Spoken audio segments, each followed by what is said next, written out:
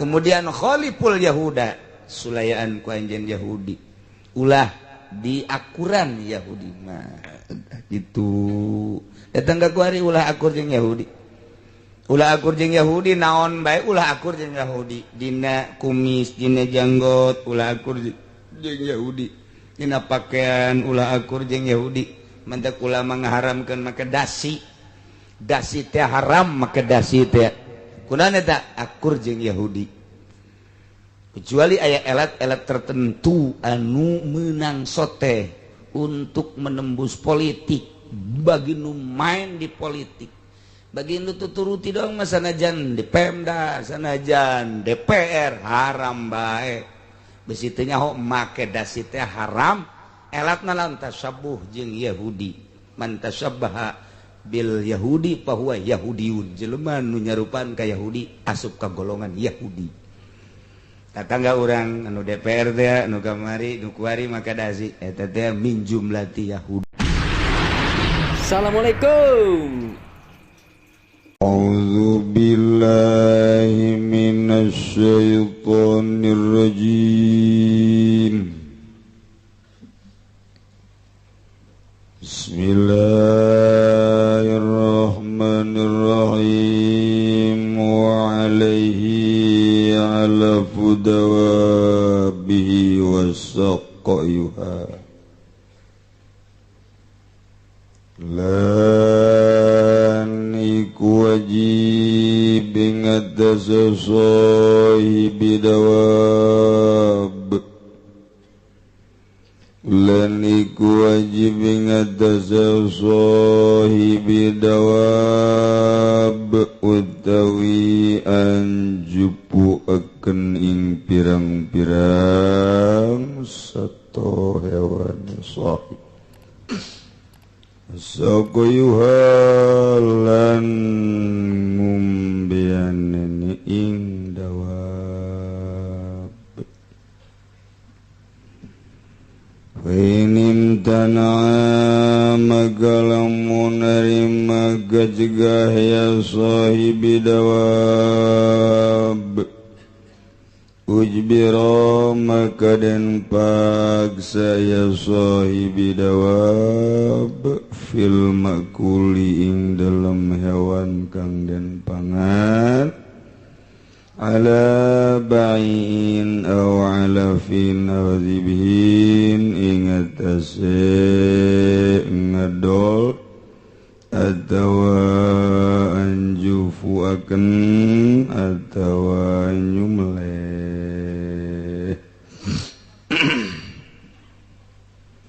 wa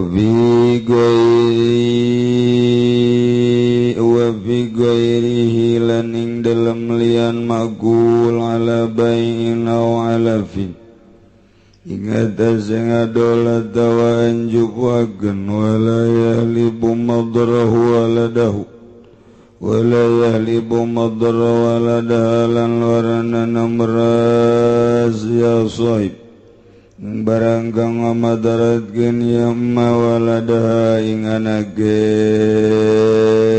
dawab wa malaruhalahu lan udai barang kang ora naruh iku maujud gadwe ma agonatin wadarin gaya susukan lan umah la tajibu imaratuha iku ora wajib opo ngarame akan ing mazukir minal qanat wadah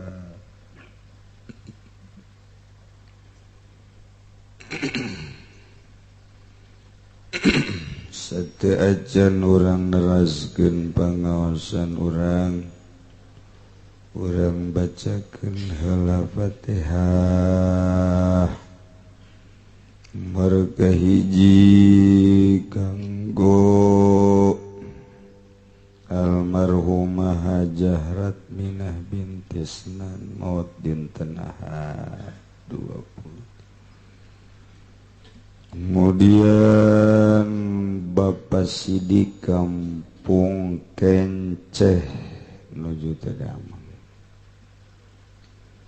Kemudian kemudian almarhum Haji Surnata Daon oge kanggo almarhum Haja Mayuna Daon. Kemudian Haji Harun bin Haji Hamim, Haji Jarkoni bin Haji Harun, Sukasih bin Hasim. Kemudian kanggo gitu almarhum Insaf Zainuddin bin Zainuddin, Bapak Sampai bin Bapak Santira Marapiah, Apuni bin Haji Abdul Manap Doyong, Misbak bin Jabandi. Doakeun nu tadi kurang disebatkeun namana nami-namina nu parantos mulih ka jati mulang ka asal. Mudah-mudahan dihampura sakabeh dosana, dilegakeun tur dicaangkeun di kuburanana, dipasihan kesenangan kubur ku Gusti Allah. Nu teu damang mudah-mudahan dipasihan enggal damang oge ieu ti keluarga tokoh masabran. Bi barakati ummil Quran al-Fatihah. Bismillahirrahmanirrahim. Alhamdulillahirabbil alamin arrahmanir rahim.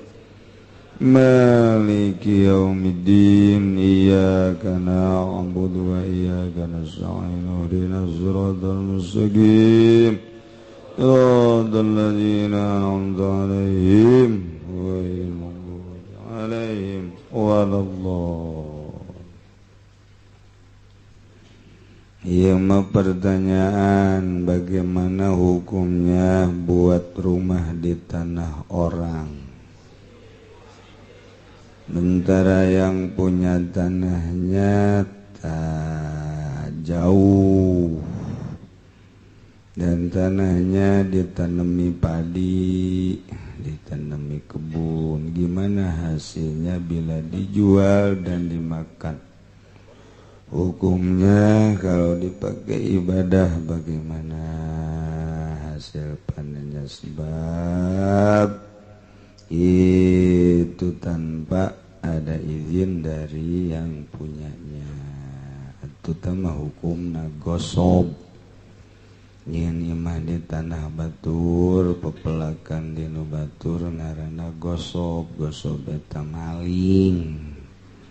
Jadi doraka seumur-umur, hasilna mun dipake salat ku urang urusan fikih masah lantaran fikih masyarat jeung rukun doang secara zahir wuduna, kemudian atu salatna ngan secara batin mah eta wallahu a'lam.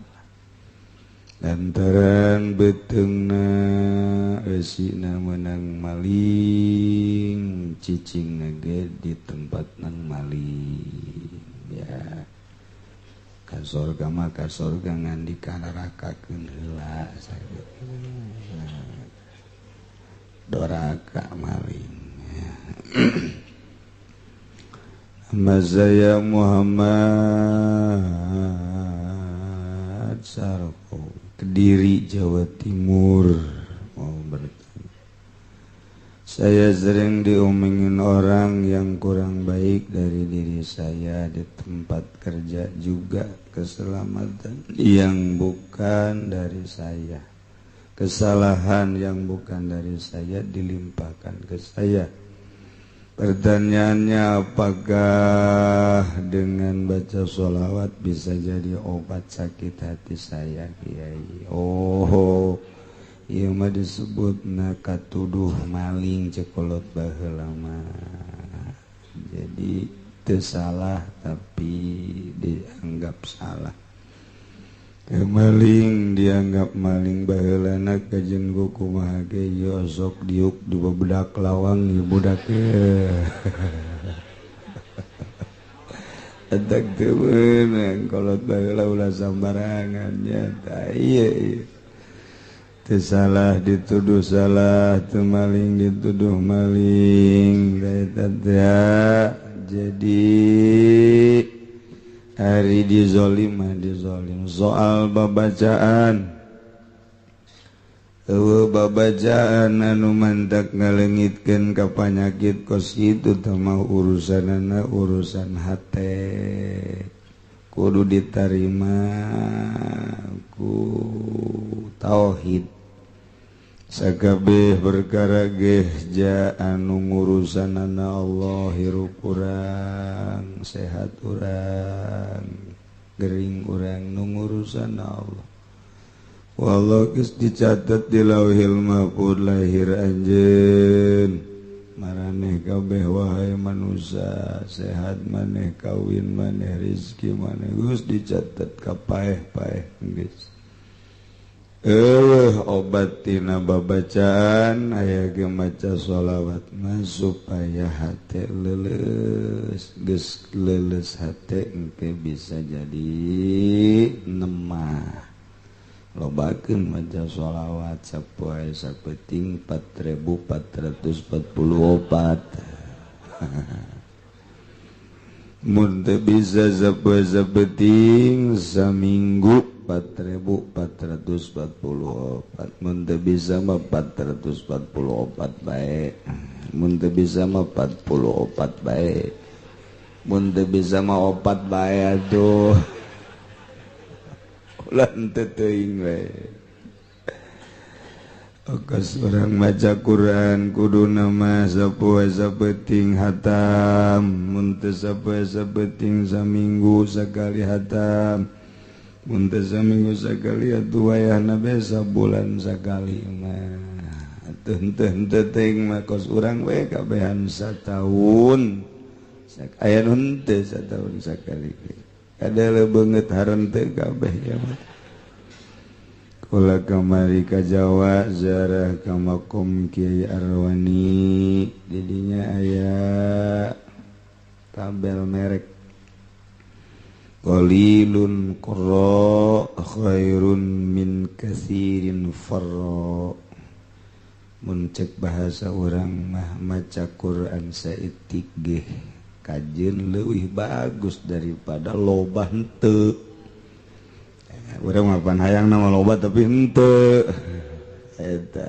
ditulis dina makomna qalilun qurra khairun min katsirin farra sebab Kiai Arwani mah sapoe-sapeting khatam Al-Qur'an qabla hadieuna kos abuya Cidahu urang mah teu boro-boro hatam sapoe-sapeting macana ge mana ikhfa mana ikhlas mana izhar mana guna geus teu nyaho ngaran-ngaran aja makharijul huruf teu puguh kaluarna ti sungut si eta mah teu puguh mana kitulah tak kajen teuing tapi urang sabisa-bisa baca bae misalna aki-aki geus leuh aing ngaji ka Serang ieu bisi aing ngaji di imah bae bisa-bisa bae kajen pahili gitu dan naon asa ulah disapekeran bae nu kos kitu mah ngajina disapeker ongkoh sod jeung sin pahili ulah jeung anu sorana kurang penting ngeunaheun ulah sok didengung-dengungkeun antaran besi aya nu nyeri huntu di gigireuna tambah cager pandayana maca Quran teh ngeunaheun kurang kadengena suarana makhrajna pas nikmat boro-boro nyana nu maca urang nu ngadengekeun geunah aya nu maca Quran teh jang nyana doang ulah jang ceuli batur sorana masyaallah sakumaha kaleng kurupuk ngagodomra eta teh kudu digunggurah make pentil kadu eta tereh sama kos itu mah terenggesan. Terakhir bagi Kiai mohon penjelasan boleh apa tidak sebelum azan sholat 5 waktu. Kemudian baca Subhanallah malaikatahu yusholluna ala nabi dan baca sholawat Nabi sekian. Terima kasih dari hamba Allah sepatan. Azan manggeus ulah macam-macam kos kitu langsung azan bae. Mesti kudu maca innallaha wa malaikatahu. Kudu maca sholawat langsung bae. Dur tongtrong beduk azan Allahu akbar Allahu akbar. Ulah sok nyieun-nyieun maca sholawat bae ke bae mantas azan sorangan bae. Ulah besing ke ku anak incu urang pajar kudu kos kitu teh. Entah ulah sok nyieun-nyieun langsung bae geus. Tongtrong beduk langsung azan. Di Mekah di Madinah gitu. Ibaheula ge kitu ulah geus maca innallaha wa malaikatahu yusholluna 'alan nabi ya ayyuhalladzina amanu shollu 'alaihi wa sallimu azan man teu kudu. Langsung bae tongtrong beduk ngong azan. Besi dianggap kakuduan sakitu. Mun deuk maca lalaunan bae kadang ku ceuli sorangan bae udah disapekeran. Para jamaah kaum muslimin wal muslimat rahimakumullah. Alhamdulillahirabbil alamin. Teu karasa urang waktu ayeuna urang geus dincak di tahun baru Islam ialah bulan Muharram. Jatuh tanggal hijina lamun ngitung tanggal nu jitu make hisab qat'i. Kitabna kitab Sulamun Nayren anu geus ditasih ku para ulama di dunia lain make hitungan Amerika, Inggris jeung Belanda nyalirukeun tata hitungan. Kehitungan-hitungan falak Turki, ulama-ulama Turki falak Baghdadi Irak kaya termasuk Sulamun Nayren di urang khususna umumna di unggal nagara jatuhna pada hari Sabtu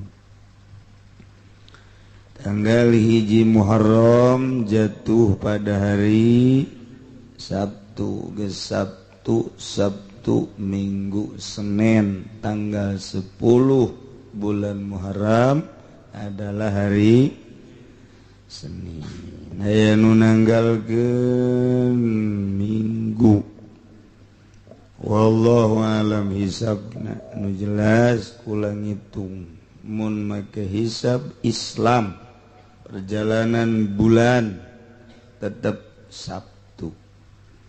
Mun make perjalanan perhitungan kafir nah ieu adalah jatuhna Minggu. Kula pribadi nanggalkeun Sabtu.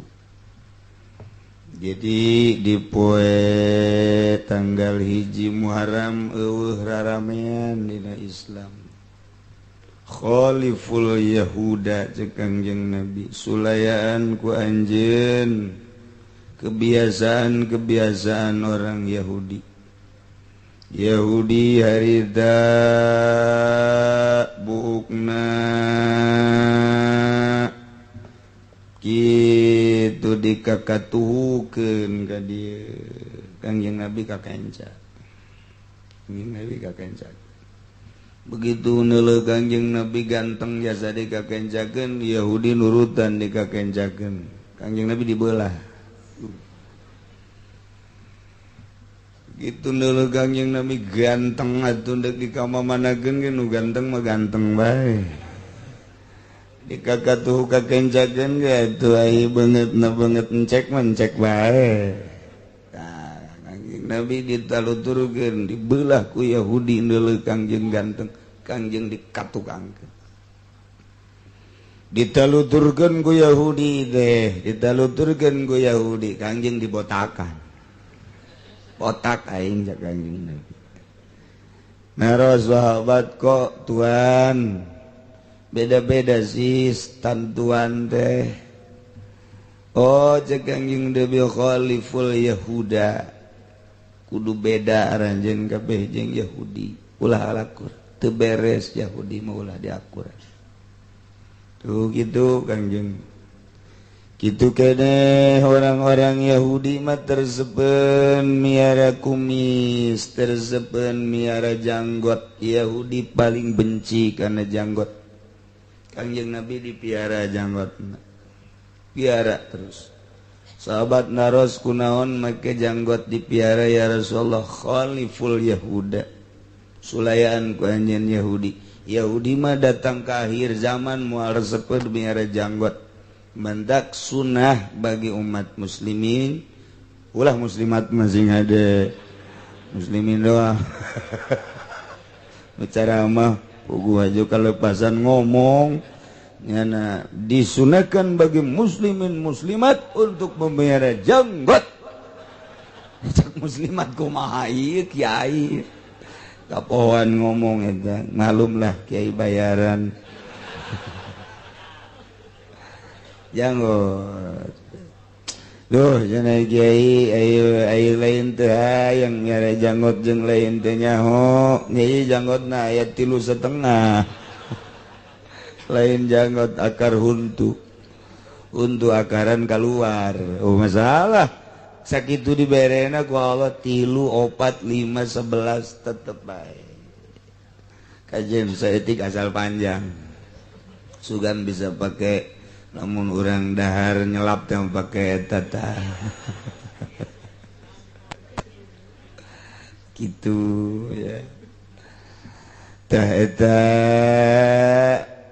cukup Kangjeng Nabi mah khaliful Yahuda geus sakit ulah sok dibundang bahan Yahudi manda kula mah teu tertarik ka zaman kuari nu teu puguh dalilna Muharram dirame-rame untuk membandingi tahun baru Yahudi tahun baru Kristen teu nyahoeun dalilna teu ngaji nu bener sabenerna sok ulama-ulama nu baraheula aya ngarayakeun satu Muharram eta mah hanya mahasiswa can kebal tah mah hanya untuk membandingi masa tahun baru Kristen tahun baru Yahudi dirayakan tahun baru kita tidak atuh eueuh perintah hadis mana Quran mana nu marentah teu kula diondang ku sababaraha urang bohong aing teu aing mah embung bae dek jantun yatim bae tapi ulah merayakan tahun baru eta teh jijieun ibadah nu teu mendasar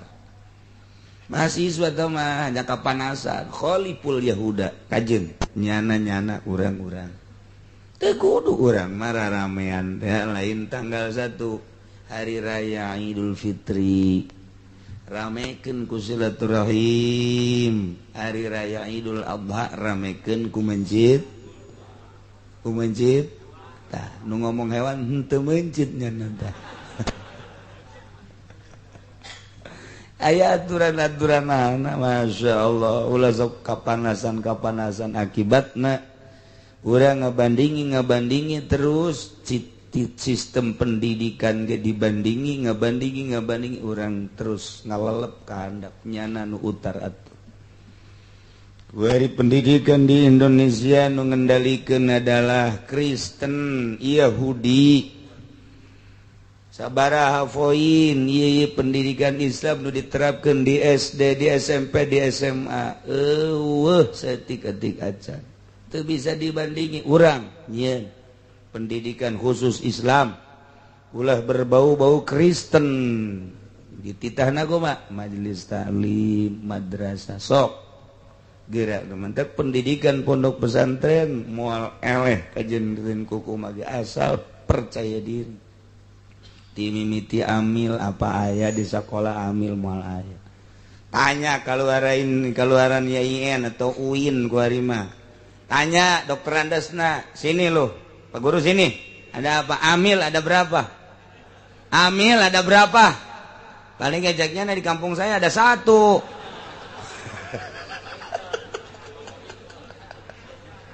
dengkeun bentuknya wamil atuh moal beres ka dituna. Coba budak kakarak asup ka pondok pesantren. Amil ada berapa, Ceng? Oh, i'lam annal awamila fin nahwi mi'atu amilin. Waruhan sira. Waruhan sira ah. Tunjuk-tunjuk nya nama kewaruhan sira. Jurumiyah moal aya di sakola aya geus di sanawiyah aliyah baheula kuari. Sorop baheula mah aya. Zaman Al-Husna Tangerang, zaman Ki Muhtar Gembor. Kala luar ti sakolahan kos kitu bisa maca kitab kuari mana. Diakui pendidikan kos kitu teh formal bisa ngaji, bisa baca kitab Sapinah, Riyad, Takrib di Araji. Tinggal nama di Tangerang ada Al-Husna. Tinggal sebuah nama mana kuari kualitas. Kula keur leutik ngadenge Al-Husna hebat. Tapi kuari mana di tengah-tengah kota Tangerang pendidikan anu mengarah kada Islam hancur akibat kompetisi nyana merasa kalah ulah ngarasa eleh terus mana di sekolah nu ngaji alfiyah sedangkeun teu ngaji alfiyah baca kitab ujianna kadangena ge garihal ulah disangka hebat eta bangsa doktor andas ceramah kadang ku santri aing mah macana ge belu tah bahasa mana tah belu tah belu aing mah ngade aya belu tah kaluar deui tah belu aing mah ngadenge sia belu tah tuh komo datang ke ilmu mantik taruhlah mantik mah aya di universitas aya sistematika filsafat aya ideologi filsafat aya macem-macem eta teh mantek teh tuh kemudian bilagah mana dia aja nu mantak kesel ngadenge ceramah jeung pidato na jelema nu teu ngaji di pesantren lawan sababna teu dikemas teu dirapih-rapih bahasana make ilmu bilagah iraha ngomong nu rendah iraha ngomong nu kuat iraha ngomong anu naon gitu ngaranna lalaunan iraha ngomong nu keras iraha ngomong kudu bahasa intelek iraha ngomong kudu bahasa eta Kangjeng Nabi kapanggih jeung tukang tani ngobrol tani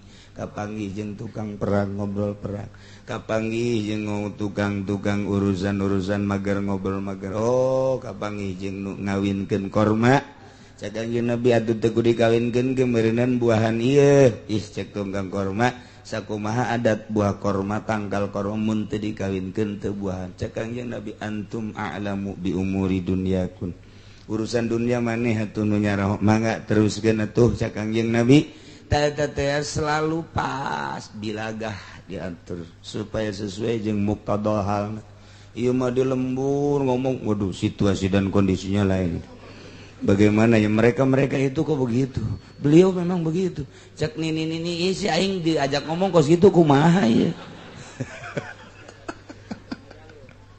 waduh ini sudah keadaannya kurang konferensif ini waduh bagaimana ya nyana nanya ai konferensi aing kitu nyaho coba nyana ge nu ngomongna teh nyaho mangidi koran doang taetalah teu nyaho situasi hayang disebut hebat lain kitu nyampaikeun mah iraha ieu teh kudu intelek nyana ceramah di ditu di hotel jeung WTS berarti di hotel mah tuh ya bahasa di itu atuh namun ke Inggris atau kudu bahasa Inggris disesuaikan gitu itu cenah kiai mah bahasana Sunda bae aing mah becusna Sunda los jeung aing teu ngajakan ngaji kanu bahasa Jawa bahasa Malah khusus jeung urang Sunda doang geus sakitu bae sia milo teh sabodo sia tah mah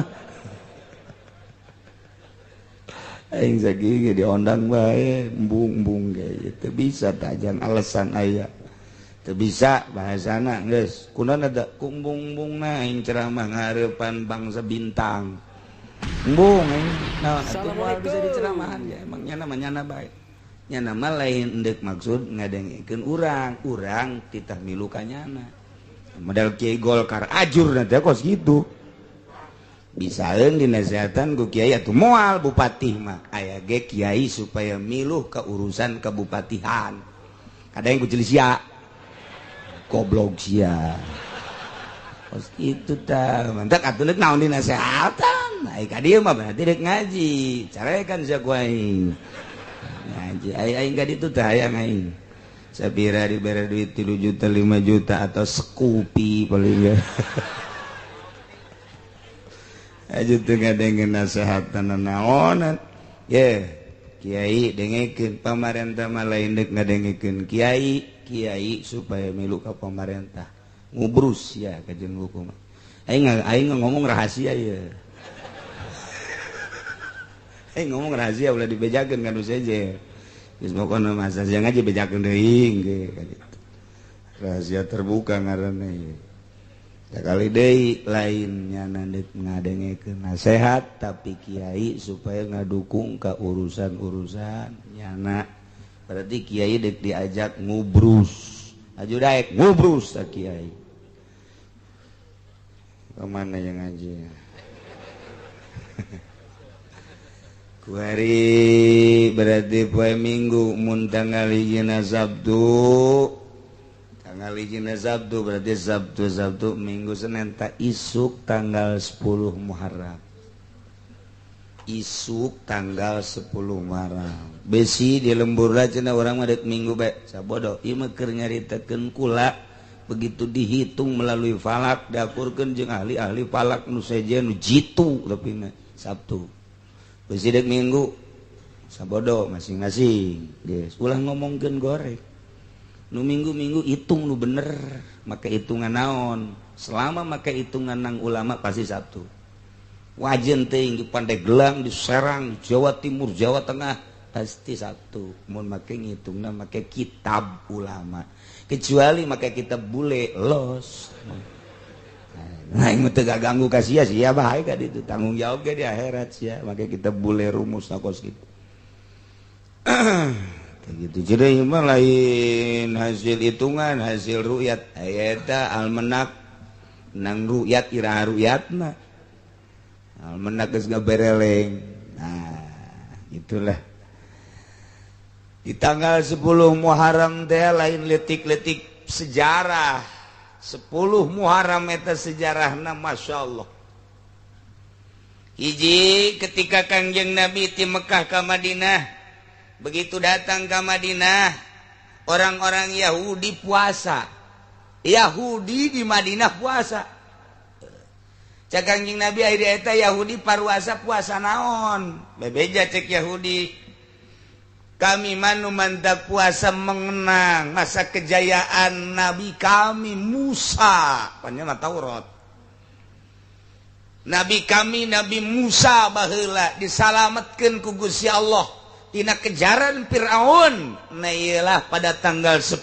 Muharram sekaligus dikusrukeunana sekaligus dimodaranana Fir'aun dikeremna Fir'aun pas bertepatan 10 Muharram Kangjeng Nabi Musa salamet Fir'aun ngubrus terkerem di Laut Merah nah itu tanggal 10 Muharram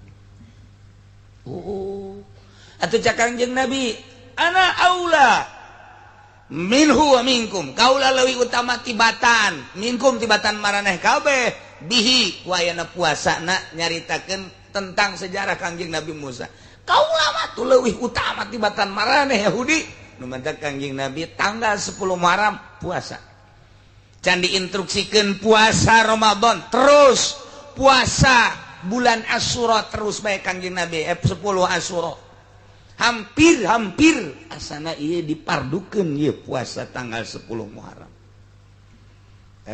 Kangjeng Nabi puasa teh terus bae pas di akhir hayat di akhir tahun-tahun Kangjeng rek maot cek Kangjeng Rasul inna istu ila qabilin la sumanat tasya wal ashar lamun kaula hirup datang ka tahun hareup niscaya kaula endeup puasa tanggal 9 jeung tanggal 10 ulah dek puasa tah lantaran cek Kangjeng Nabi khaliful Yahuda. Yahudi mah puasana ngan sapoe doang. Geus kula dek ngabedaan jeung Yahudi jeung tanggal dalap jeung tanggal 9 Tasua disebutna. Ngan Kangjeng Nabi kaburu pupus. Jadi tekungsi Kangjeng Nabi puasa tanggal 8 9 ngan tanggal 10 hungkul. Ngan aya bahasa Kangjeng setelah eta cek Kangjeng Nabi sumu al-ashr wa qablahu yauman wa ba'dahu yauman wa khaliful yahuda paruasa aranjeun kabeh tanggal 10 Muharram jeung memehna sapoe jeung entasna sapoe bedakeun lah ngabedaan aranjeun kabeh ka Yahudi mah puasa ngan sapoe urang mah 2 atawa 3 poe nah kuari puasa ya kuari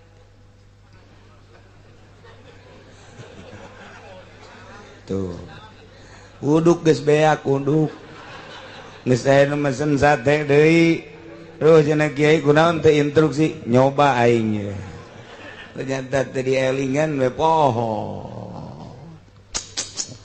tah sabzab tuh minggu Senin gua hari ya tanggal 9 isuk tanggal 10 tanggal 11 jadi 3 poe puasana poe Minggu poe Senin poe Salasa tah bagi nu encan ngadaharna naon meunang ku hari niat ku hari bae niat tuh niat gula puasa poe ieu dina poe tanggal 9 bulan Muharram tah gitu tapi jeneng geus jadi ya harus etik mah naon leupet segede kieu teu kaci teh ngan aing dek ngelehan beuteung cara ahli tasawuf teh naon ahli tasawuf mah puasa lain tapi dahar henteu naon sababna diuji kebutuhan ja butuh ja teu butuh dahar jeung nginum ja salat ge masih nangtung keneh naon tanaga aya keneh moal dahar ahli tasawuf mah kos kitu lain haram sapeker kos itu ai sampai kerja haram kun ai boh barang dahar sakumaha orai koros ayeuna tasawuf teu bener kos kitu mah diuji kelayakan tanaga layak keneh bisa keneh ieu teh nangtung ulah dahar urang tasawuf kos henteu tunduh ja ieu mah ulah sare ja ieu mah tunduh sanajan keur ngaji molor tasawuf eta geus aya anu keur ngaji hees seret lain tasawuf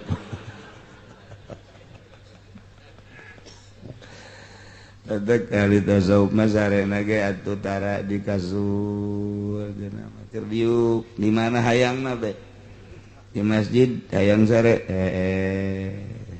antap loloban ahli tasawuf mah di masjid teh tolol teh tasawuf mah insyaallah ya bersih ayeuna jana orang dahar jan nginum tapi ka ayeuna niatna itu somal yaum kula puasa dina poe itasi dina tanggal 9 Muharram geus kulantaran poe ieu mah meureunanan aduh teu nyaho ajeun isuk bae tanggal 10 na isuk jeung tanggal 11 poe Salasa duh cenah kiai teu kuat jak kula mah di pabrik ieu mah ai 3 poe mah 2 poe bae 2 poe ge cenah teu kuat sapoe bae tuh poe isuk bae sapoe ge cenah teu kuat kumaha sia bae atuh tah mah aing ngabejaan doang masyaallah hirup teh aya perbandingan jeung hewan ya orang yang sok puasa bae orang yang taneuh mulut sabulan mulut puasa Rajab 27 poe puasa Ramadan sabulan Ramadan puasa eta orang yang taneuh mendak nyana mah asal di bulan mulut bae nyana mendem puasa sabulan bulan puasa naon garang-garang orang yang taneuh ke akhir bae hiber teng kadeuleuk urang wah itu naon itu nu hiber naon itu diudag kuno sok puasa kuno sok tapa lu bae ka kuburan aya di dulu kadinya disorot aya ngaringkel nah iya iya sana ya. Ada kecak dukun bala mun anu hiber rupa orai teh rupa batu teh tewak bae. Ngan diberesieun bae urang sebab lain sembarangan orai sebab eta orai keur tapa. Cieun bae dibereun teh urang. Jarang langsung ditubruk teh jarang. Sebab naon? Sebab hebatan orai harismana tibatan nungudag. Ayo orai mah puasa nungudag teu. Atuh hebatan nyangan, mentak teu kuat. Tapi lamun urang puasa deui mah, wih atuh dicekel masalah. Atuh nungudagna atuh eta mah keur ngalamun itu naon hiber. Puasa teu naon teu penjana mah atuh. Ah, diudag ku nyana, brus, orai eleh sinar ku orai. Sebab sinar puasana muncar. Eleh teu kuat, teu bae geus. Mantak getah eta orai tanu mah cicing bae nyana mah sebab geus aya maunatan cara maunah. Asal kasempar, kaganggu, dicatek kunyana, digegel langsung bae.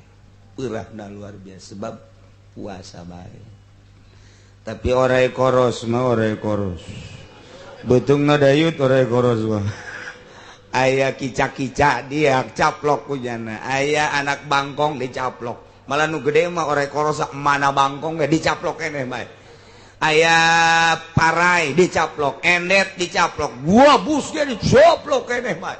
Geus teu main naon bae geus moal namanya kadal ge kadal terus bae. Anak kadal terus bae. Cacing terus bae. Beutungna ge dayut mun sebeuh teuing nya mah ngaringkel eta orai koros eta. Karikal sisi sawah, betungna ge. Huluna teu kadeuleun, ieu mana huluna nya mah. Teu kadeuleun nya huluna. Kahandap nilep. Coba ge tajangan kakolot baheula. Dan nilep di mana huluna, ya di kieu-kieu ge kurang di kieu ge. Ieu teh cicing bae. Malah bisa ditampak ku heesna teh teu karasa molorna. Bisa ditampak kieu. Tah, kayak kebal-kebal lantaran kagoyang-goyang leukeut teh. Naik gitu. Kok bae tah. Nyana beureun asa diganggu ngegel ka urang blek bae urang cicing bae tak dikencengkeun ku nyana cicing bae leeh sorangan untuna coplok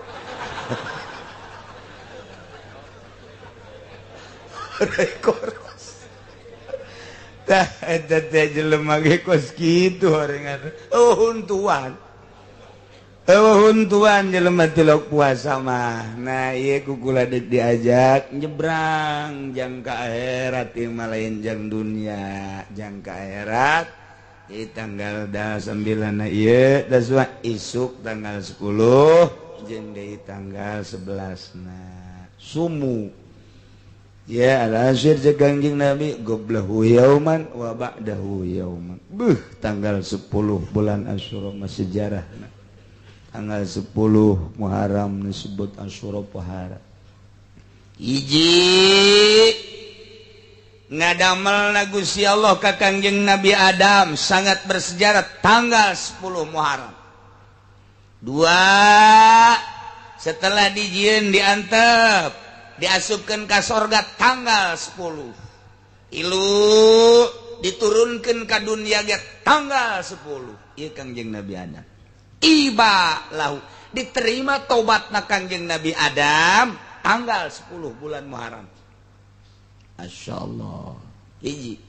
Kadua Kangjeng Nabi Musa disalametkeun tina kejaran Firaun. Kangjeng Nabi Musa na salamet, Raja Firaunna terkerem tanggal 10 Muharram. Tilu Kangjeng Nabi Ibrahim. Ketika Kangjeng Nabi Ibrahim dibalangkeun kana sada disalametkeun anak tanggal 10 bulan Muharram. Nomor kaopat didamelna langit, didamelna bumi, didamelna aras, didamelna kursi tanggal 10 Muharram. Didamelna samawati wal ard wan nujum, panon poe bulan berbagai bintang didamelna tanggal 10 Muharram. Sangat bersejarah. Gitulah sunatullah. Kangjeng Nabi Idris alaihi salam ditaekeun ku Gusti Allah ka langit. Ieu tanggal 10 Muharram. Kangjeng Nabi Isa alaihi salam didamelna ku Gusti Allah tanggal 10 Muharram ditaikan ka langit ku Gusti Allah tanggal 10 Muharram. Lain letik-letik sejarah di tanggal 10 Muharram. Nu mantap para salafus sholihin, para wali-wali Allah kepentingnya pada tanggal 10 Muharramnya nama tafakkur pul, merenung sejarah, merenung loba kejadian-kejadian, merenung direnungkeun ka dirina.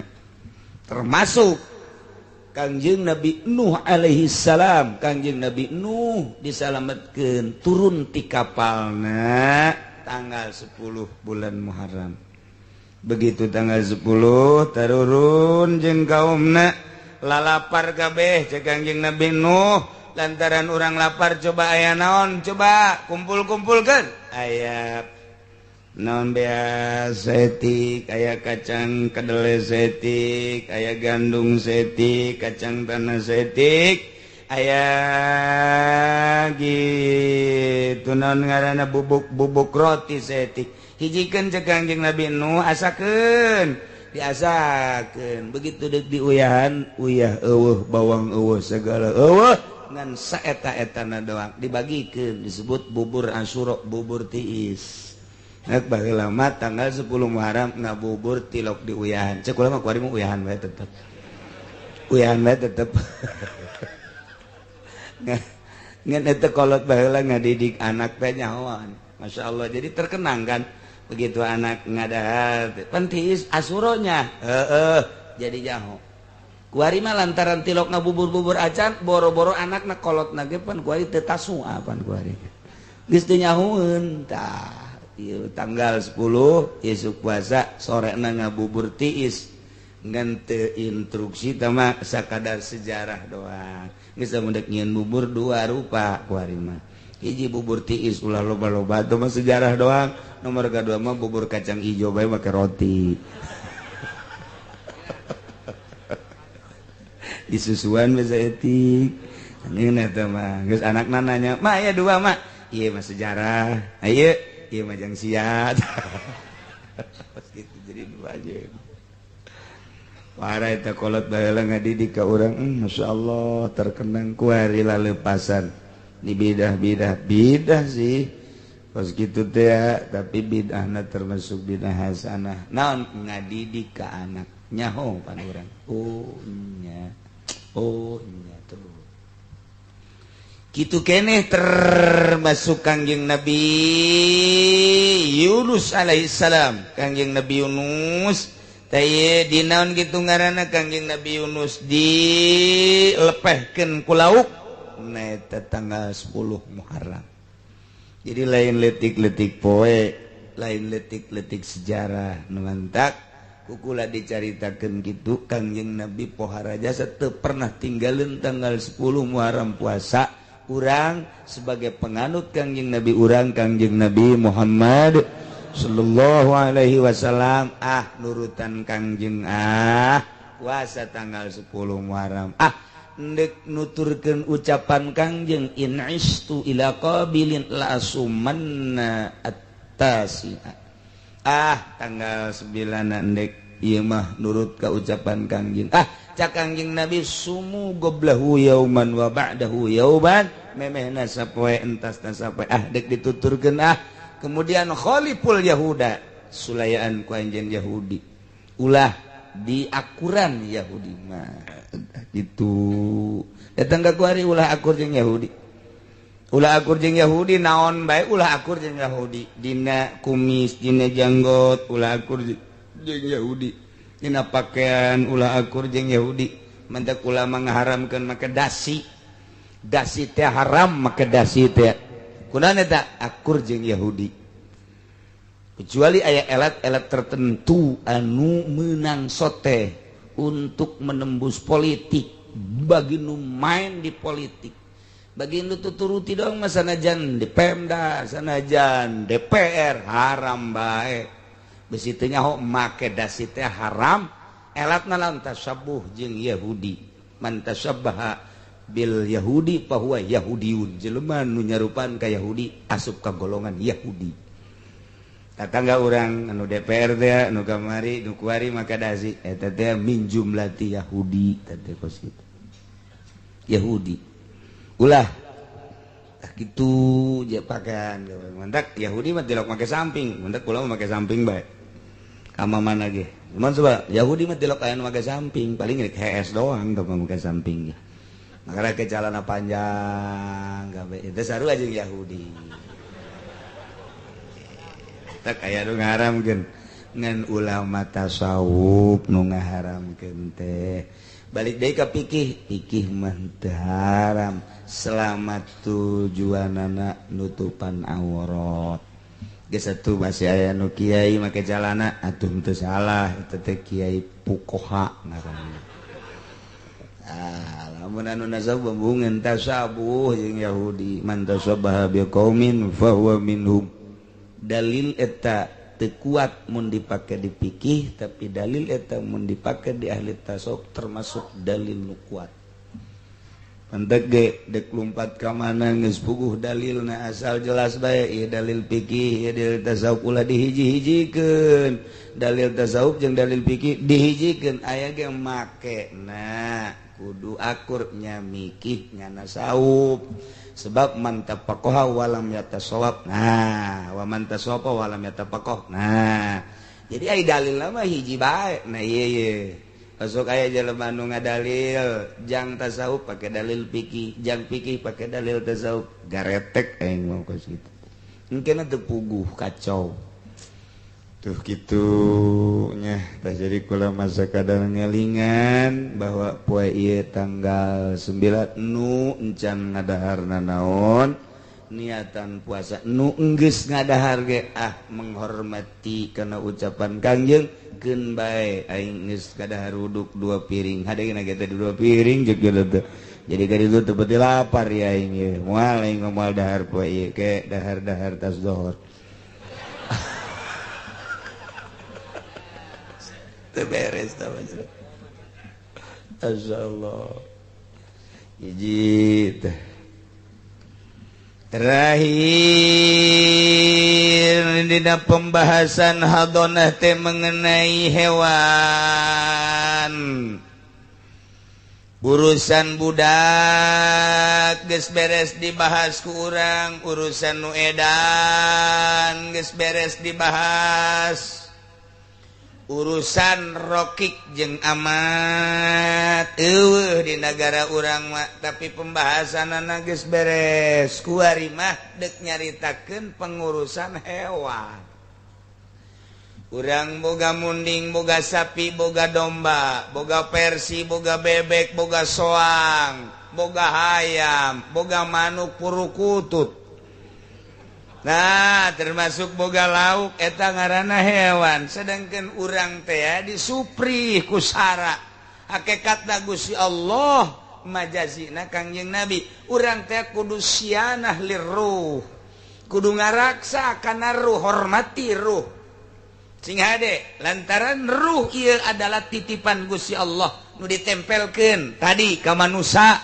kuari ka hewan nah ieu teh ieu moal aya bis jelema nu bisa nyieun hewan komo nyieun ruh mah boro-boro nyieun nanyakeun ge moal aya nu bisa ngajawab yasalunaka anir ruh kulir ruh min amri rabbi naranya sahabat naranya manusia kanjeng Muhammad tentang ruh jawab kulir ruh min amri rabbi urusan roh mah urusan Gusti tama urusan pangeran moal aya nu bisa ngan Kanjeng Nabi secara khususiyah nyaritakeun urusan diri urang aya zahir aya batin di batin urang teh aya kolbu di jero kolbu aya sir di jerona aya ruh nah iyalah ku Kanjeng Nabi dicaritakeun aya lelembutan urusanana urusan roh tamanu kos kitu mah urusan nanyakeun roh mah moal dijawab tapi lemun urusan masalah kitu ngurusan roh nama tak ieu ku Kanjeng Nabi dicaritakeun sebab naon sebab tina bahasa Kangjeng paeh eta khurujur ruh anil jasad karualna roh tina jasad berarti aya roh khusus anu nempel di awak urang ketika urang maot kaluar tah roh eta teh moal bisa dipertanyakeun tapi jelema-jelema tertentu mah geuning bisa neuleuh ka roh Kangjeng Nabi bisa neuleuh roh Kangjeng Nabi wali-wali aya anu dibere maziah ku Gusti Allah bisa neueuh ya Allah kuring mangadenge eta bae ge mani muringkak bulu ningali Mama Sobari ngadenge dongeng Mama Sobari keur jamiahan kieu terus dikali kaluhur aduh ruh Mama Ilyas naik maot berarti roh kadeuleu Mama Sobari nama di dieu di Cilimus Mama Ilyas nama di Banjar coba eta roh bisa kadeuleu Masya Allah entah Kangjeng Nabi bisa ningali di jero kuburan keur disiksa kitu keneh sebagian wali-wali Allah ta eta teh ajaran-ajaran kitu teh kuari dileungitkeun melalui partai PKS melalui Wahabi sabodonya nyana urang-urang deuleukeun ke ujung-ujungna anu kuat ngawahabikeun desakanana ti mana ieu ternyata ti Yahudi Indonesia begitu kental dengan karomah Indonesia begitu kental dengan maunah Indonesia begitu kental dengan mistik walaupun mistik eta teh timbul ti karomah timbul ti maunah atawa ti dukun mistik mah leuwih umum deui ieu hese untuk diruntuhkeun cek urang Yahudi bidah-bidahkeun ulah aya muludan ulah aya marhaba ulah aya wirid-wiridan dibidahkeun nah lantaran hese bae melalui Muhammadiyah melalui Persis melalui Wahabi melalui PKS kuari dibuat sedemikian rupa di pemerintahan tah takos kitu nyana zahirna mah nurutan Kangjeng Nabi berjenggot kula mah ingat ka dongeng eta berjendot tak bertumis kambing bertumis tak berjendot hurang udang nah nya jadi masalah gitu karomah mantak di Indonesia mah tetep pamimpin teh kudu anu berbau mistik Bung Karno baheula Bung Karno mah karomah ulah dikira deuleu babaturanana Sabang sampai Merauke kiai-kiai deuleu kelas duniana di luar negeri na Bung Karno Masya Allah berkaromah jeung boga wiridan khusus nu hese wain wiridan ibadahna etalah Bung Karno antak carita Digul carita Jakarta carita dakwah Bung Karno memuringkak bulu urang ketika Bung Karno rek dakwah ka Rangkas Bitung emang naik mobil henteu naik kereta api Bung Karno ti Jakarta naik kereta api kebenaran kapanggih jeung sababaraha santri nu deuk masantren ka Rangkas Bitung cak santri teh si jelema gagah amat pahareup-hareup di kereta api pahareup-hareup ditanya ku Bung Karno teh ini mau kemana saya mau ke Rangkas mau ke rumah siapa mau ke rumah Kiai anu oh mau ke rumah padahal Bung Karno ge deuk ka imah eta horeng di Kiai eta poe eta teh deuk acara gede jadi akur ta tujuanna berapa orang cek Bung Karno saya ada 15 orang mah udah nanti saya bapak yang bayarin ya ih jangan enggak udah biarin tah dibayaran punya 15 orang di kereta api itu nanya si itu teh nanya bapak emang dari mana saya dari Jakarta nama siapa nanti juga kenal lah nggak usah tahu tawadun teh coba lamun kuari bapak ini siapa nggak kenal loh lihat nih apa nih nih waduh sembarangan doh Bung Karno Masya Allah muringak bulu kalau malam menulis sejarah Bung Karno turunnya di Rangkas babarengan yang santri pura-pura mau ke rumah Kiai anu rumahnya di mana yuk cak santri bareng sama saya ayo kamu duluan saya belakangan aja sebab saya nggak tahu rumahnya terus datang ke imah Kiai itu rame cak santri pun rame amat nanya emang aya acara nungguan Bung Karno tak Bung Karno nak horeng eta aduh cak santri teh aing kita tadi bareng jeung Bung Karno horeng anak tawadu ieu mah kula keur carita tawadu Masya Allah pohara amat tinggal santri be aing tadi bae atuh cek nya teh aduh ngobrol Bung Karno ku tawaduna terus ceramahnya na pidato na pinuh ku hikmah Al-Qur'an jeung hadis terus bae maka cek kiai eta wal kula disebutkeun kiaina nyaho padahal mah kuari ge moal helanan sejarah pohara ieu Rangkas Bitung Pandeglang Tangerang nya ceramah jadi Bitung ceramah nanu di Bitung mah inget beku anfusakum wa ahlikum naro. Andak abah kula sok dongeng Bung Karno bae eta ceramah Bung Karno ku anfusakum wa ahlikum naro wa quduhan nas wal hijar. Jagalah anfusakum dirimu baik-baik wa ahlikum dan ahli kamu sekalian. Kalau kita cerita diri kita di sini, kalau kita cerita ahli ada ahlun fiddin Bung Karno. Ahli berarti seagama cak Bung Karno teh. Saudara kita itu adalah satu agama, berarti bukan Indonesia saja.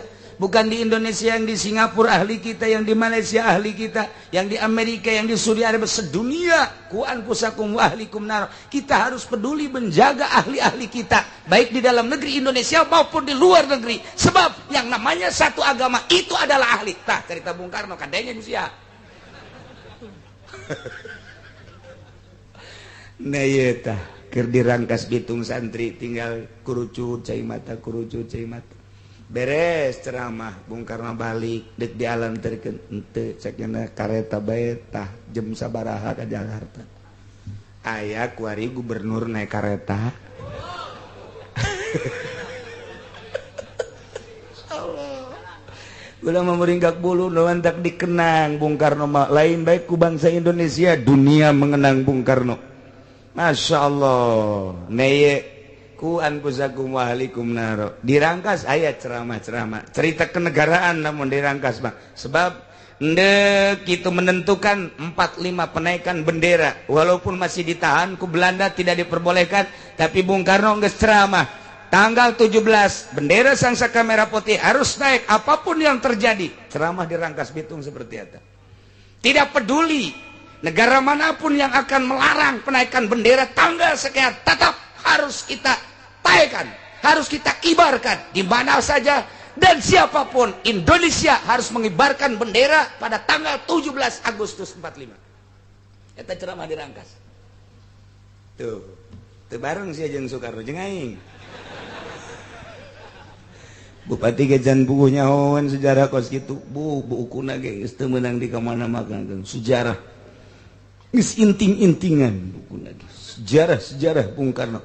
Eta teh kan kuari dikasetkeun aya ceramah di Bitung aya kasetna, ceramah di Rangkas aya kasetna, ceramah di Pandeglang aya kasetna, kuari barisan da kuari nyahon asli nyahon lain ge. Pokona eta bae lah. Eta teh bukuna ge. Teu meunang dibacakan ku bangsa Indonesia nu eta mah.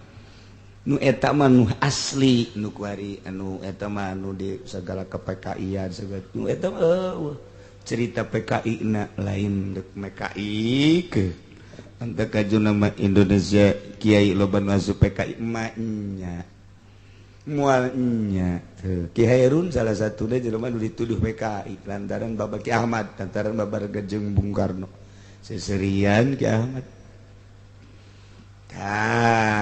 Iya sejarah tanggal 10 Muharram 10 Muharram iya hewan kumaya hewan ya Zaid boga munding cek urang Bandung munding ge cek urang Belaraja mah kebo serem kadang-kadang kebo Taeta Ki Zaid boga hewan munding, boga hewan sapi, boga hewan domba. Eta teh kudu jelas pengurusanana hiji kandangna jang paranti meuting. Ka hewan mah meuting. Si hade ke jang paranti kulem ulah gitu. Manyai ka kebo kulem ai ka jelema segera hees. Tibalik. Jang paranti meuting. Taeta teh kumaha kahayangna ieu munding teh kahayangna kuduna teh kitu naon ngaranna dipirunan kudu make pirunan sebab betaheun nya namun make pirunan sapi kitu keneh ulah eureun-eureun nya nemah tina cai jeung jukut domba nah ieu domba teh kudu puguh tempatna teu meunang berkeliaran domba awas sing ade urang boga domba kemudian domba naik ka imah urang kemudian domba nyabut gitu tatangkalan urang engke di akhirat nu bakal di BAP nu boga domba sing hade sebab domba mah kudu diraksa lain kudu dilepaskeun kumaha lamun hayam seru bae ayam bebek Persi silakan hendak mah tapi rumat kudu aya tempatna lamun Persi nyaba ka imah batur gandeng mah wang soang gitu lain Persi wang kumaha lamun boga imana keres pan waktu teh waduh luar biasa aya nu jam sakieu mah jam sakieu mah maca Quran jam sakieu mah tafakur jam sakieu mah batur tah mah nyaritakeun batur nyaritakeun urang mah lain kitu ja maca Quranan ja urang mah tah eta teh waktu teh eta pan waktu IHS kumaha keur waktu IHS aya wang wang pan eta nya lep-lepan aya soang kemudian deuk ngageubahkeun pan eta tunduh sok leungit ngageubahkeun heula tunduh sok leungit asal tunduh leungit teu hees lamun teu hees peuting teh apan terganggu boga pagawean wirid boga tahajud andai kata atawa soang jeung Persi naik ka imah pan ai Persi mah model lamun kurang diantepkeun nya mah tenang we asal digeubahkeun crot eta heran Persi boga kamonesan Persi teh kos kitu nya mah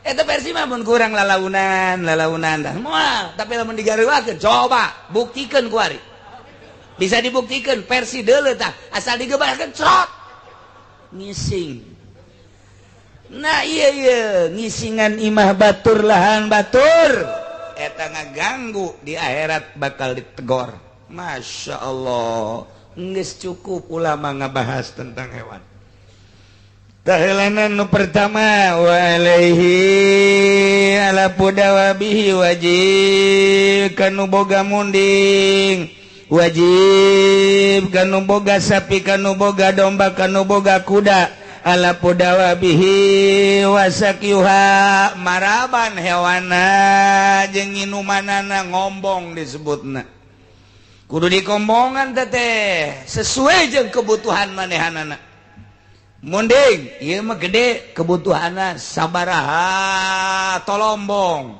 sapi kitu keneh sabaraha tolombong mun di urang mah kitu nan garang-garana sundung Bandung tolombong sabaraha sundung ya sabaraha tolombong ya kitu keneh domba mendak rarapih Cianjur Sukabumi Garut Bandung domba marahal dijualna ka urang sugan berkeliaran berkeliaran mulai Bogor Cianjur Sukabumi Bandung Tasikmalaya Garut Ciamis nyana nyararieun tempat ke ngarit ke dieu baragus di urang mah aing ngajual hayang aing urusan embung dilepaskeun bae ku urang digebahkeun marah nu bogana tolong teu coba tolong teu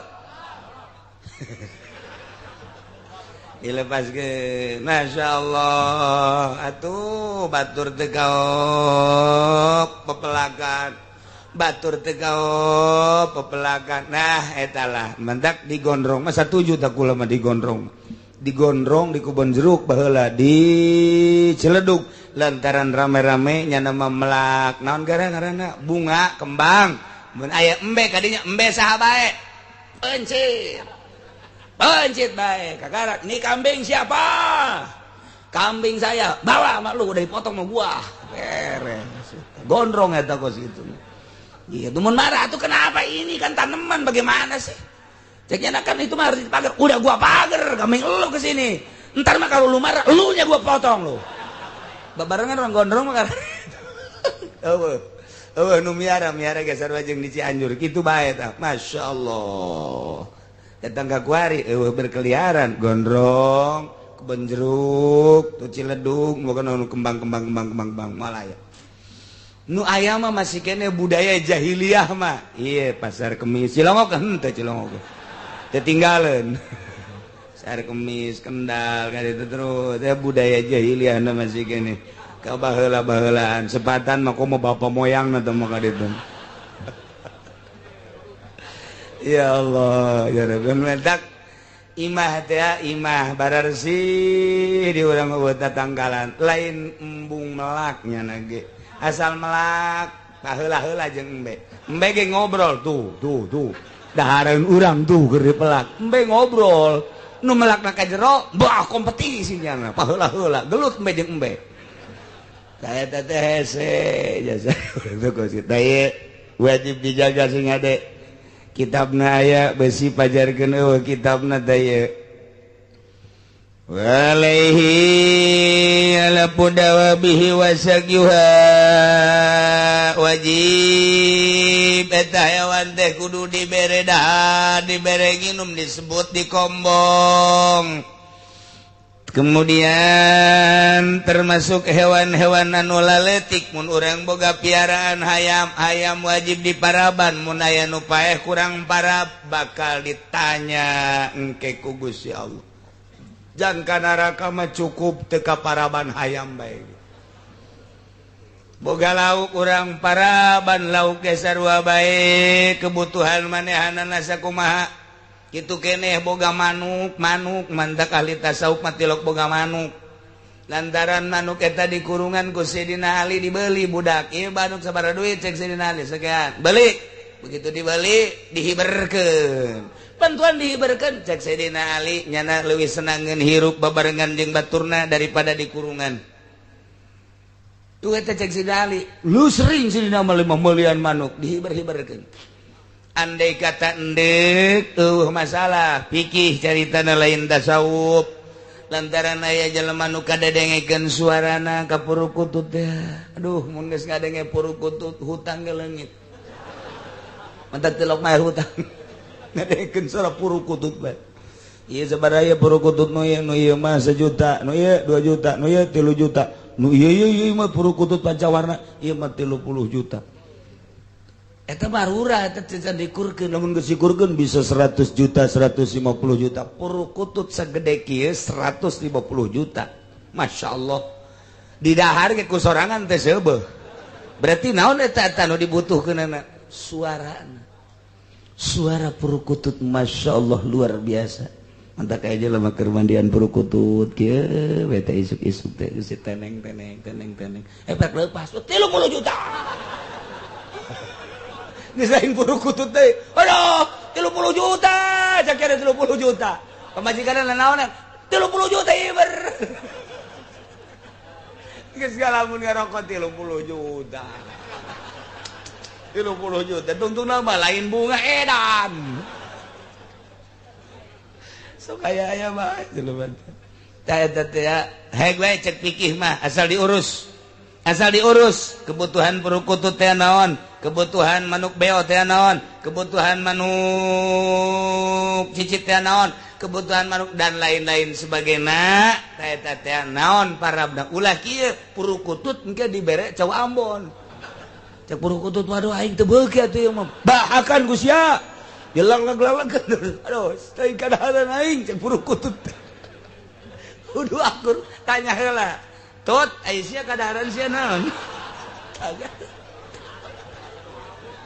tanya heula ulah main bere-bere bae pan urang manyar nyaho urang geus tah mah bangsa apung manyar bangsa manuk anu sok bring hidung teh naon garang-garangna peking eta teh nyaho geus maninin geus lain deui maninin geus teu kabitaeun nya ku pare-pare maninin geus teu kabitaeun nya mah ku hileud-hileud leutik maninin mah tah mantak hajuna jana uncak-encak di tangkal sejen haju ngising datang kena bakal jadi mangandeuh maninin dah bawaan maninin eta aya mangandeuh tatitet menang bae 10 poe timbul mangandeuh bawaan manuk maninin da teh nu sok mamawa mangandeuh mendak aya dina hayatul hayawan kita bahayatul hayawan paranting nganyaokeun manuk jeung karakter-karakterna kabelah ditu haram jeung halalna kamaninin mah manuk teu bagus sebenarnya mah lantaran pamacokna panjang ai manuk leutik ai pamatukna panjang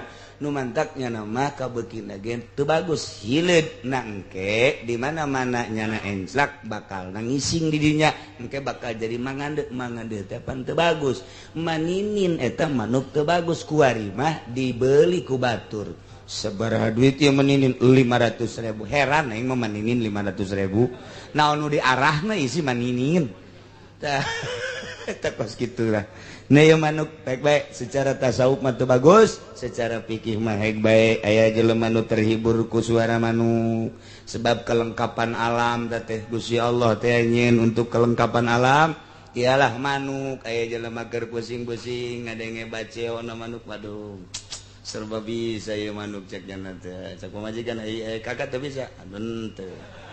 Ngabaceo boro-boro ngabaceo kakak mang wajege eleh bae sial sia. Manuk lu ngabaceonya nu ribut. Manuk serba bisa. Tah eta lah manuk bah ieu kadaharana kudu di selidik mun ti kukur naon, perukutut naon, beo naon, menini naon, manyar naon, kerak naon. Mun kerak bahaya. Kerak mah bahaya ulah bae. Urang resep jasa ka manuk kerak pan aya sasada mah bagus. Pak kerak tah. Tapi ulah naon sebabna? Atuh pada haranana teh paranti isuk-isuk keluar teh. Bahaya ke atuh ambreng-ambrengan. Kerak nanti kayak bahasa kolot dasar kerak begitu tai. Kerak. Tapi budak kuari mah teu pentingnya raweun ka manuk sebab manukna geus eueuh aya ge di tempat manuk ai baheula mah zaman kula leutik asal keluar bage masyaallah manuk jaket trot. Serem tangarana jaket trot. Sareng gunting hidung teh geus puguh alap-alap di luruh kuntul mah di sawah rentul anu luar biasa. Urang neuleuh kuntul sasawah ngayapak putih kabeh masyaallah luar biasa. Manuk segala manuk aya di sawah teh eta alam nu kamari subur teh neuleuh manuk di sawah di huma. Masyaallah tatangkalan kabeh. Haju tatangkalanna naon ge bangun nu boga buah tangkal buah teh ku kabehan di ala eta berkah amat. Baheula mah aya tangkal buah hiji angin gede diparulung ku kabehan nu bogana aja teu nanaon. Kok bisa teu nanaon atuh nu bogana ge teu melak ieu. Da jadian sorangan tapi eta di kebon pohara jasa kebon mana wae bisa dipulung ku urang eta zaman barokah anu luar biasa. Nah zaman kamari tinggal kenangan beuh kuari mah geus sarares hese subur mah subur tapi sabares ningali manuk geus eueuh kunti anak teh baheula mah ngahiji jeung jelema ngahiji kunti anak teh aduh urang-urangnya nanya urang kaluar aya kunti anak kan tah aya kunti anak kan tah komo malam Jumat mah jeung malam Salasa aya kunti anak aja bae kolot mah ngomong teh aya nu reuneuh moal salah tah mulai tah kajahiliahan aya deui tah heuh bener bae emang osok aya teh asal aya kueuk aya nu reuneuh ditungguan ku kueuk dumantak abeh naon eta pinter kolot baheula mah kasalakina ulah ka mana sia ulah ka mana pamajikan sia geureuneuh emang kunaon tuh kueuk di luhur sok aya kuntianak kan mantap salakina atuh ngahekeke we di dinya ngolotan disebutna terus gitu alalakur beta kolot baheula teh aju deui nurut beta minantuna mun teu maka mana ieu mah ngadenge sora kueuk cenah kadun yang pemajikan puguh mah beukian nyanana eta zaman kamari ieu geus eueuh tah kamari ieu tapi bener urang kaluar beta kueuk aya tah urang kueuk teu kebeul aya nu sora tuh nu bogana cak nyaran urang nanya ka kolot nu bogana kueuk teh kendaraanana nu sok numpakanana eta oh kitu kuntianak ngaranna heuh kuntianak sok kumaha kuntianak mah nu sok ngarumbai buukna eta kuntianak ngaranna ajunya nama tilok make calana kuntianak mah pentingna kadeuleun teh kuntianak kolot baheula teh dongeng kos kitu kuari dikontrakan Pak Haji loba eta loba aja eta kuntianak mah lulu eta insyaallah baheula mah naik eta naik manuk kueuk kuari mah naik Scoopy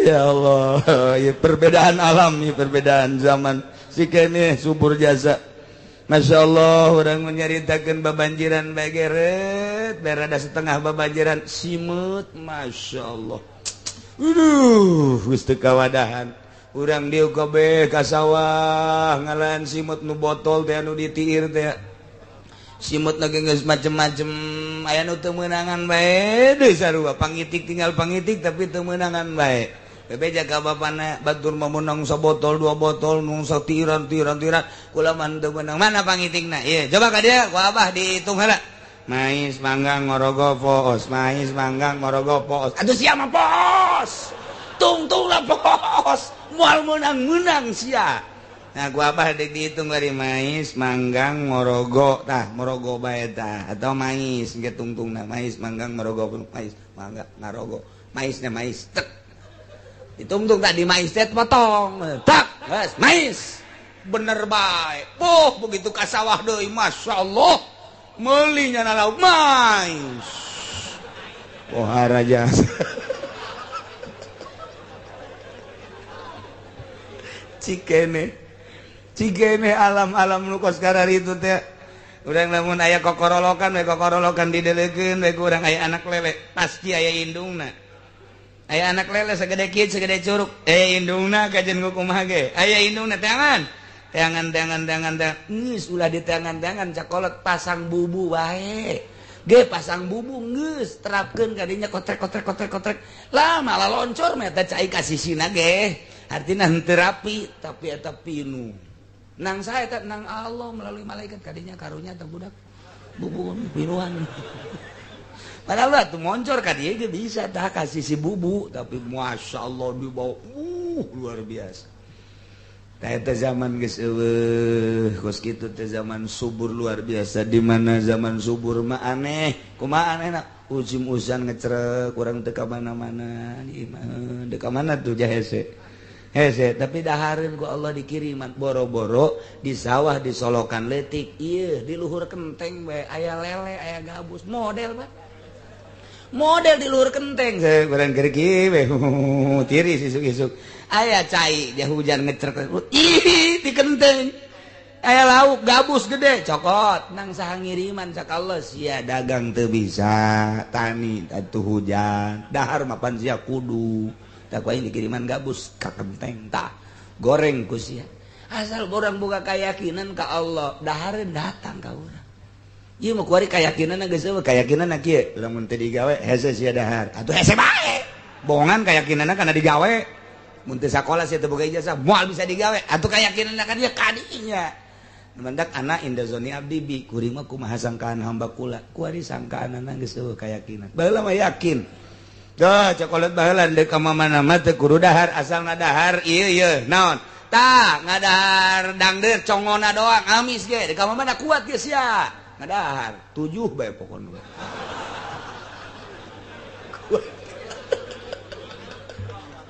kuat yang amis deui geus kitu bae tah mah masyaallah pohara jasa kukuk bae kukuk leutik keneh isuk-isuk urang gadinya leutik cakolot teh hayang ngadahar kukuk amat gampang tutupan kan tutupna make anu diawit teh anu karata nu diawit teh kitu longkopna tutupan make longkop ngan make kuku heula dikitukeun saeutik trek nah longkoban gadinya bisa ditungguan aditu heula sakedeung samenit 2 menit sajam dede bude kuku ngadadak bude coba eta kolot baheula bisa kos kitu eta ya Allah ya Rabbi masyaallah ieu mah keur carita zaman-zaman kamari nu budak kuari mah geus teu ngalaman kos kitu ngalaman aku ari mah HP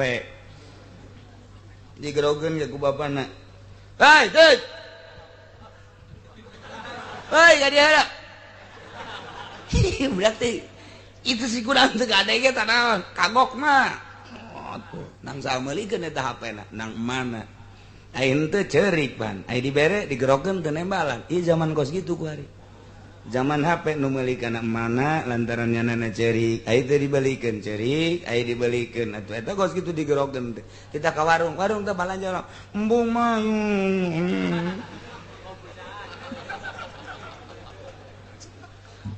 zaman araredan kab anak jeung indung edan kabehan ieu nah iya keur carita masalah itu hewan wajib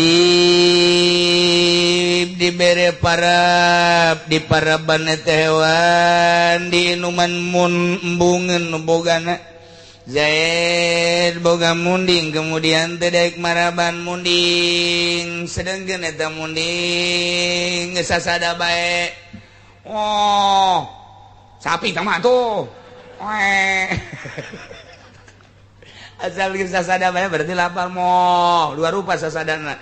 Lamun moh berarti yang lakian da sapi tah. Ini kan nyawan banteng. Lamun moh lapar. Moh lapar. Tapi lamun moh iya tuh kula mah sanajan lain tukang sapi ge nyaho. Nyaho bae pokona mah. Sanajan eta ge teh kebo sasadana beda-beda. Eneng teh mah. Anu bapana tah. Beda teh mah lain hayang parab teh mah. Neuleuan. Wajib diparaban. Mun teu daekeun maraban, sapoe, dua poe teu daekeun maraban.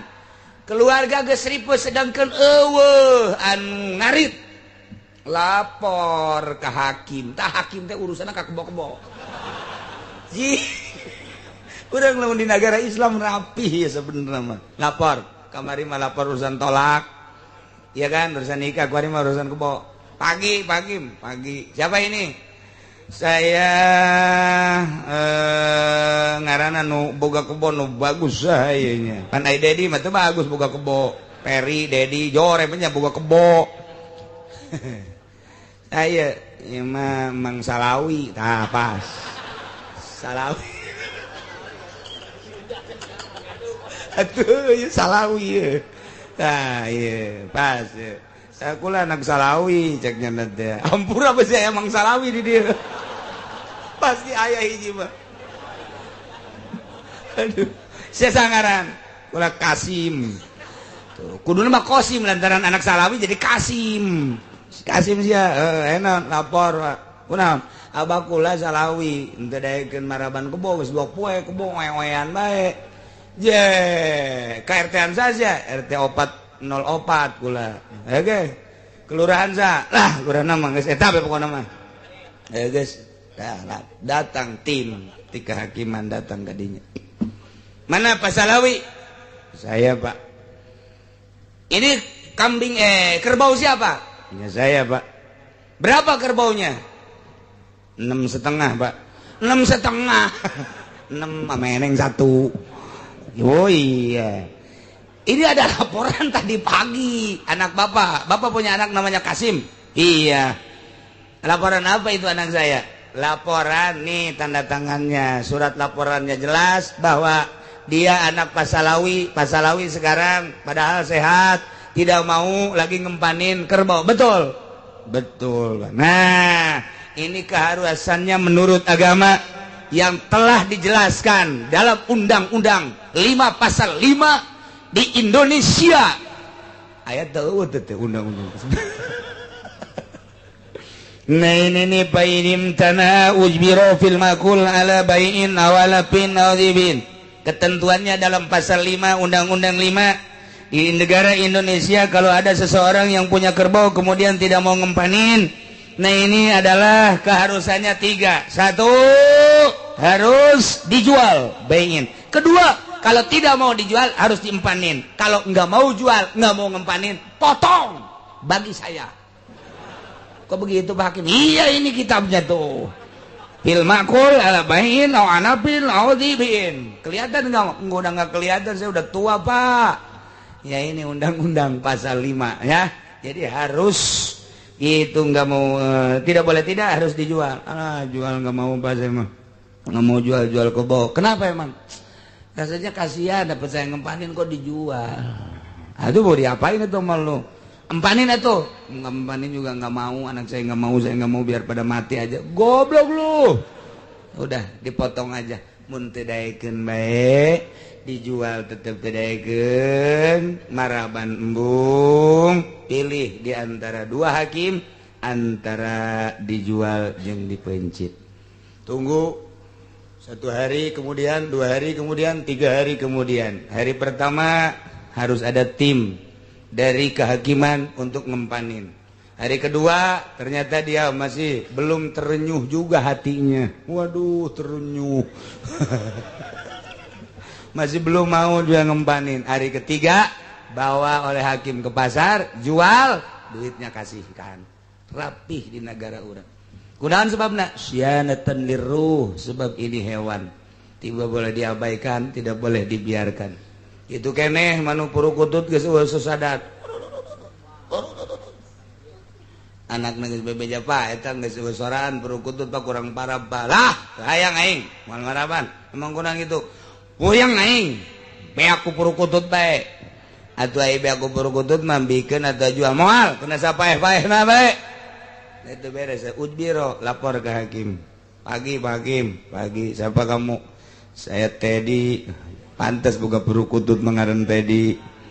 Iya, ada apa ini? Laporan Pak atas nama bapak saya ini, saya anaknya. Kenapa? Bapak saya punya purukutut, burung purukutut itu suaranya sekarang udah serak. Kenapa tuh serak? Kurang empan Pak. Kenapa nggak dipilih? Justru itu saya laporan ke sini, tolong ditangani permasalahannya. Sebab saya suruh jual juga nggak mau, diempanin juga enggak. Ini rasanya 2-3 hari lagi isdet Pak. Apa itu isdet? Waduh, gue tahu isdet Pak Hakim. Mati. Oh iya mati. Survei gua hakim didele panggihan ternyata embungeun pilih tilu ala bayin aw alapin aw dibin jual atau diparaban atau dipencit beta purukutut teh eta teh kudu aya tim ti nagara. Masya Allah Islam teu kurang kumaha rapih jasa majarkeun cenah cek jelema-jelema nu ekstrem terhadap Islam. Hukum-hukum Islam itu sebetulnya kekurangan. Kayak podol sia. Kadieu sia ngomongna jeung aing. Aya tah di Kristen urusan urukutut. Ayo sia. Aya coba ayo dihukum encek urusan embe segala moal aya. Paling aya kemanusiaan doang, mengganggu dan mengganggu. Ieu mah lain ketentuan langsung tinu bogana ti Gusti Allah melalui Kangjeng Nabi urang, melalui penjabaran ijma ulama jadilah kos kieu. Ya Allah, eta lamun hewan anu di dahar. Nu di dahar dan nusuk di dahar mah ya sapi, ya munding, ya domba, kemudian atuh ayeuna mah hayam, persi, soang. Nah kumaha tilu tak ketentuanna namun teu daekeun. Mun teu daekeun maraban jeung inuman, berarti tilu ketentuanna bai'in, jual, alpin, paraban, awazibin, pencit. Kumaha lamun binatang anu tara di dahar? Aya binatang cocokan tara di dahar ucing misalna anjing misalna boga anu hideung teh naon ngaranna nu sok aya di Lampung teh nu sarua jeung mamang teh beungeut teh siamang. Nah camang teh eta teh ua-ua dan lain sebagainya eta binatang-binatang maung teh ya. Kemudian gitu boga di kebun binatang mapan segala binatang aya. Komo teh ku mah taman safari mah seluruh binatang dunia aya di taman safari mah. Urang dek ningali binatang India, binatang Afrika, binatang Amerika, binatang nah aya. Eta kos kitu kan aku lagi pernah kadinya. Pernah neuleuh ngan gua mah dek dileukeun ieu teh dina kitab Bayatul Hayawan kos kieu ye. Engke halal apa halal coba deuleuh buktina tan manda urang neuleuan ka ditu banteunna naon ka kebon binatang neuleuan ieu nu bentukna nu kieu halal ieu haram gaji. Jadi urang datang ka ditu teh ngaji ka kebon binatang teh lain mawasi doi ka dituna teu beres sama tuh untuk kula inget ka Abah Ucu almarhum caringin nyana aya nu ngajak ka kebon binatang kadinya ka taman safari berangkat biasa ka ditu aya neuleuan haram halalna bae cak Abah Ucu teh oh ieu binatang oh ieu nu sok didongeng-dongeng teh cak Abah Ucu teh naon peucang ieu horeng peucang ieu pinter sia peucang ngelehkeun maung teh peucang ieu horeng baheula maung eleh hujanna teh ku peucang munaon eta cak peucang teh masya ka mana ka anak maung eueuh nya mah keur neangan dahareun bejakeun ka masya aing hayang ngalakian masya gitu bejakeun sia ku aing ka mai bejakeun ku sia sambarangan maing galak anjing nyaho bejakeun ku sia waduh barang datang teh mah tadi aya peucang kunaon aya naon cenah nya ka dieu kunaon ngalakian emak tolol peucang nu mana tuh nu ditu teh diudang eta diudah aku mau wah atuh peucang teh nyeuleuk deui kana wah ai beunang asal cak bejang ieu. Ai beunang asana ieu. Kabeneran aya gonggorong. Asup jana ka gonggorong. Set, mau ge? Poan, set. Teu asup mau mangan sakieu doang nonggeng. Bejang balik deui ka dieu. Nah, ini dia.